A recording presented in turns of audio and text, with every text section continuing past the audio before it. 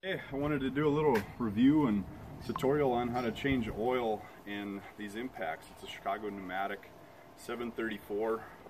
They're heavy duty impacts. This one's made in Japan. Some of them are made in Great Britain. They just last forever. They're tanks. It's all aluminum and steel anvils inside there. Really good guns. So whenever you want to use this, you always want to put air tool oil in the air inlet. I put about 7 or 8 drops in there before you hook it up and run it, and that lubricates the vanes in the air motor, which is separate from the anvil and the hammers, which are oiled with this little oil plug here, which I'll show you. But these guns are really nice. They're not too loud. You can hear that one. I'll show you how this one sounds, because I think there's something internally wrong with it. I'm not really sure, but it clicks. It's got some clicking in there, like it's not lubricated enough. So what I'm going to do today is show you how to change the oil on these. There's a little oil drain here with an Allen wrench, and you loosen this baby up, and we'll see what's inside there. It's probably never been done. It's probably a 30-40-year-old gun. Just see. I don't think anything will drain out because it's probably been all burnt up, and some WD-40 in there too. Some people are saying that works. And then I'm gonna close it up and just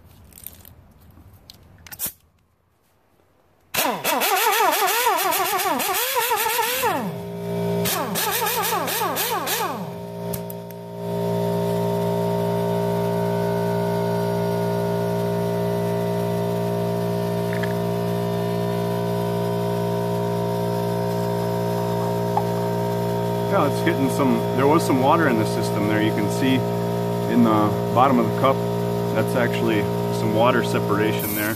So now what I'm going to do is I got Marvel Mystery Oil in this livestock injector, and I'm going to put that in there. And Marvel Mystery Oil is a great product. It's a high detergent and high solvent. So you can put it in your gas tank and right directly in your oil in your car. It has a lot of uses. So I'm gonna run this one with some Marvel in there to clean it out a little more.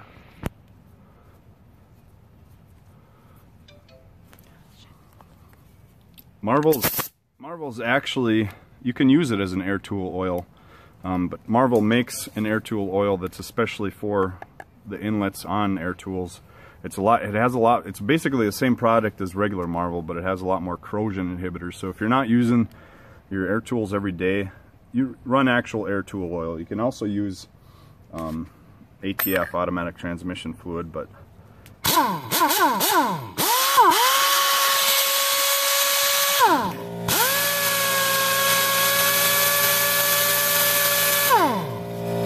this really shouldn't harm anything because it is a oil in and of itself, and it'll provide lubrication.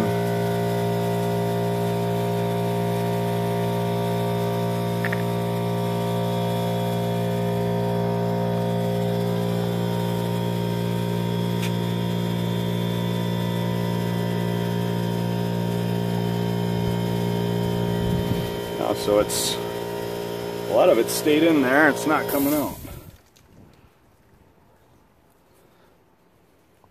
Maybe not a bad thing.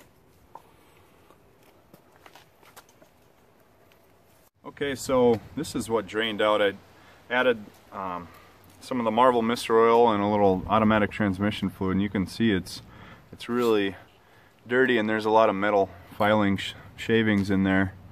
So it's good we're doing that. So this was just to flush out any residual gunk in the impact, and now we're filling it with non-detergent 30 weight. Chicago Pneumatic specifically calls for a non-detergent 30 weight oil.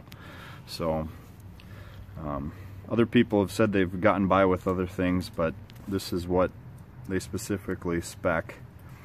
So this little injector is about 12 mils in there. I've already filled it up one time with one of these, and there's differing suggestions on how much oil to put in here, and that's kind of why I'm doing this video too, is there's a lot of misinformation about it.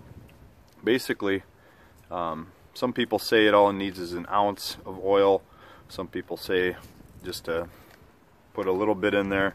And then one guy that knew what he was talking about, he worked on air tools for years and years and worked on these, said you basically fill it up half full. You put the impact on the ground with the handle pointed up and kind of fill it until it spews out. So it's hard to get all the air bubbles out of there, but I think we're getting pretty close. And then you kind of want to take the anvil and turn it around a few times, and that should loosen up airspace. There we go.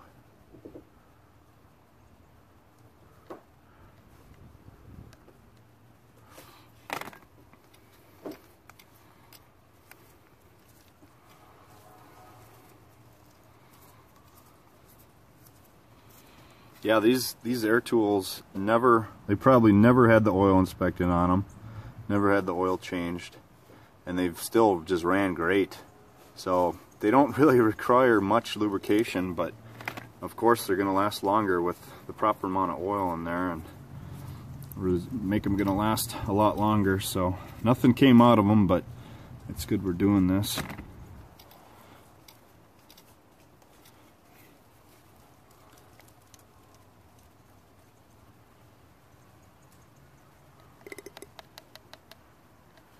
Okay, stop it.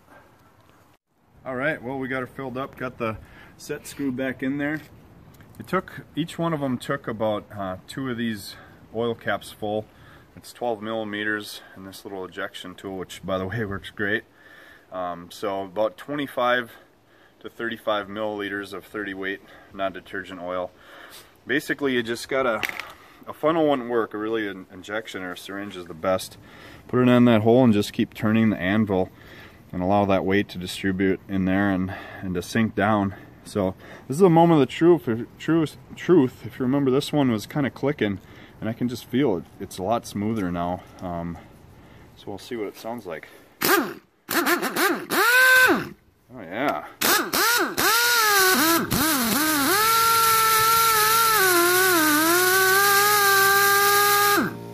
It's got a little couple hitches in there. It's not clicking anymore.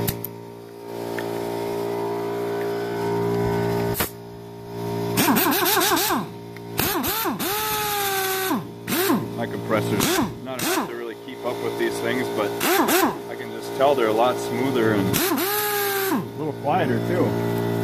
So these are great guns. You can find them used, you know, on Craigslist for 10-20 bucks. This one's made in America. They're either made in America, Great Britain, or Japan, and I don't know if there's any difference in quality.